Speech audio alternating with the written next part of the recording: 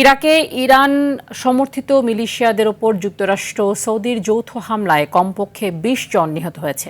গত কয়েকদিন অভিযান স্থগিতের পর মধ্যপ্রাচ্যে এটি প্রথম বড় ধরনের মার্কিন সামরিক পদক্ষেপ। এ অবস্থায় সৌদি আরব সফর স্থগিত করেছেন ইরাকি প্রধানমন্ত্রী আলী আল জাইদি। এদিকে মধ্যপ্রাচ্যের চলমান সংঘাতের মধ্যেই চীন থেকে অস্ত্র কিনতে চলেছে ইরান। বিস্তারিত জানাচ্ছেন আব্দুল মালেক।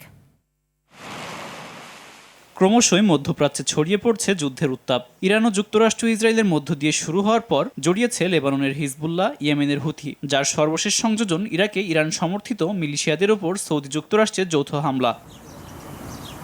ক্লিন মাস্টার টয়লেট ক্লিনার, সবচেয়ে সেফ, সবচেয়ে ক্লিন।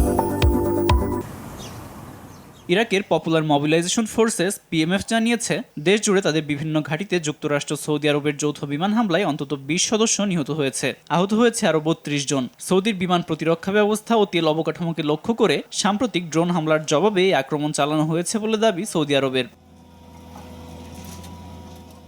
এদিকে ইরান সমর্থিত স্বঘোষিত সশস্ত্র গোষ্ঠী ইসলামিক রেজিস্ট্যান্স ইন ইরাক অস্বীকার করেছে সৌদির এমন দাবি। তারা বলছে সৌদি আরবের এই দাবিগুলো বানোয়াট এবং এই পদক্ষেপের কঠোর জবাব দেওয়া হবে।